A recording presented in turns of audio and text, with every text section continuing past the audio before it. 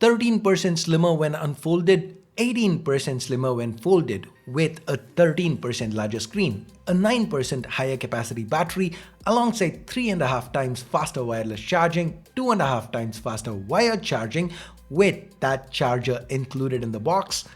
Now this is the Xiaomi Mix Fold 3. And the stats I mentioned are in comparison to the most popular flagship foldable today, the Samsung Galaxy Z Fold 5. Hey guys, Ash here, and I've been using this Mix Fold 3 as my primary for a couple of weeks now. And today on C4 eTech, let's see if Xiaomi's latest foldable is as good as that highlight reel made it look. Now with foldables, the highlight's always, well, the display. The way I see it, there are two experiences here. The one you get when you use the device folded, that is when you use the cover display, and one when you unfold it and use the display on the inside. Now usually there is a compromise when you use the device folded. Compared to your typical candy bar phones, the cover display on the outside is smaller and narrower. Now that's something Xiaomi's actually handled quite well. The dimensions haven't really changed from last year. We still get a 6.56-inch OLED panel with a Full HD Plus resolution and a 120Hz refresh rate. Note that this is a 21:9 panel, and given most phones these days use 19 or 20:9 aspect ratios, it feels closer to a regular candy bar phone than something like Samsung's 23.1:9 aspect ratio on the Z Fold 5. In fact, Sony's been using this exact 21:9 aspect ratio on regular phones for about 5 years now. So basically, what I mean to say is, when you want to just use your phone, as in check and reply to messages or look up something quick, you don't feel like you're compromising on that experience by using the cover panel. This panel, this time it's covered by Corning's Gorilla Glass Victus 2 and also has a higher brightness peak of 2600 nits, so it's pretty easy to use outdoors. Now both displays come with support for HDR10 Plus and Dolby Vision. Now talking about the display on the inside, once again the size remains unchanged from the Fold 2, 8.03 inches, the resolution and refresh stay the same too, but the brightness peak's gone up here as well. Just like the outer panel, this one can also reach 2600 nits. Now when you compare it to the competition, the overall surface area for the screen is 13% more than what you'd get with say a Google Pixel Fold or a Galaxy Z Fold 5. But you aren't exactly getting 13% more for a lot of use cases. Now let's say you plan on using the inner screen to watch TV shows or movies, so we are talking 16:9 or 21:9 content. In these cases, you end up with only about 5.8% more screen real estate. So yeah, the Mix Fold 3 is larger, but you also need to take into account what you're gonna wanna do with it. Now, if reading, for example, is something you plan to do a lot with the inner screen, whether it's books or comics or just browsing, then you sure do get that 13% extra. Now, despite the increased screen size, Xiaomi still kept the overall form factor quite manageable. Unfolded, the Mix Fold 3 is just 5.3mm thick, and folded, still a very impressive 10.9mm. To give you perspective, that's 10% slimmer than a Google Pixel Fold and 18% slimmer than the Samsung Galaxy Z Fold 5. Even the weight is kept to a very reasonable 255 grams, so as far as foldables go, the Mix Fold 3 is amongst the most comfortable ones to hold and use. Now the sides here are metal. The back, though it looks and feels like vegan leather, is actually glass. In fact, Xiaomi even offers a special edition fiber option that they call Dragon Scale Fiber. Now this is supposed to be a blend of ceramic and aramid fibers, and this time Xiaomi's even upgraded the actual hinge on all models. This hinge, it can now hold its form at angles between 45 and 135 degrees. So if you want to set your phone down and shoot or take a call, you can do that at different angles.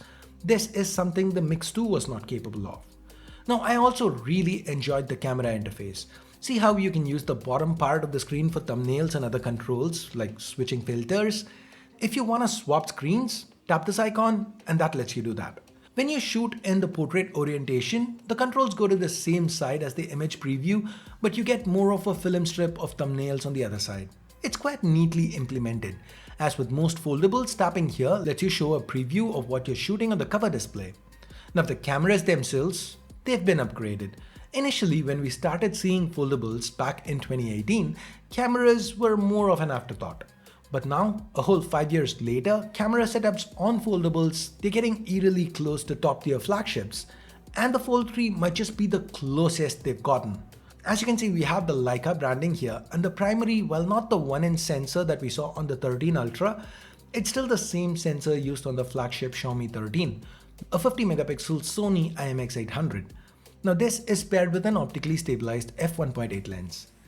Now this camera, it's capable of shooting very good images. The colors are captured naturally, there's ample detail. While the dynamic range is good, Xiaomi doesn't tend to artificially brighten up the darker areas of an image, which makes for a slightly more contrasty vibe. Now Xiaomi says this makes for a more natural look, and it's a decision they've consciously made since the Xiaomi 13 Ultra. Next, we have a pair of 10 megapixel sensors, both paired with optically stabilized telephoto lenses. The first allows for 3.2x zoom, and the other is this periscope setup that allows for 5x zoom. Now the colors between these two, they tend to vary at times, and they also seem to need a lot of light to capture crisp shots. When the light drops, the noise increases. But that is kind of expected of telephotos, so I don't see it as a big con. Now the final camera is a 12 megapixel ultra wide that seems to do a very good job. Now on the video side of things, the primary can shoot at up to 8K 24fps, and the quality, it's very good. Sadly, on the selfie front, we are still limited to 1080p. For what it's worth, we can at least do 1080-60. Talking about selfies, we get the same 20 megapixel sensor on both the cover and inner displays. They seem to perform well. I really like the fact that Xiaomi's finally included a camera on the inner display. This was one of my biggest issues with the Mix Fold 2. Because while I did appreciate the uninterrupted display, it kind of made no sense to have such a big screen and not be able to say, take calls with it. With the Mix Fold 3, you can do just that. In fact, the new hinge, it lets you set your phone down at different angles, which also adds to the experience. Another thing I liked is how Xiaomi allows for the selfie camera to scan your face as soon as you open the phone. I found that very convenient. The fingerprint scanner remains built into the power button. As always, it can be triggered via a press or a touch. Now this phone, it's running on MIUI Fold 14 built atop Android 13, and it's basically your regular MIUI 14 with some extra Fold specific functionality thrown in. That said, I feel Xiaomi's software needs a lot more work before it can be compared to something like One UI that Samsung offers. Now yes, you can see floating windows and multitasking is possible on the Mix Fold 3, but the apps are always going to be side by side. So when you want to play a video, it's going to look something like this. You can't have a top and bottom split. Hell, you can't even resize the apps themselves, all of which can be done on a Samsung. Hopefully these are features Xiaomi adds in the future. Guys, it is also worth noting that since this phone is a China exclusive, at least as of now, if you plan on importing it, remember enabling Google services with the Chinese ROM is very simple, but some features like Google Play and Android Auto are not going to be available. Now the rest of it, it's excellent. I found the user interface to be very snappy, and that's thanks in large to the flagship SoC on the inside.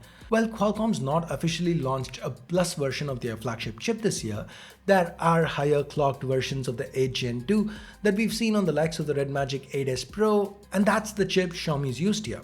This is almost identical to the 4 Galaxy chips that Samsung uses. Now Xiaomi claims to have improved the cooling on this phone, but sadly, I was not really able to test that. My unit did not complete any stress tests I tried to run.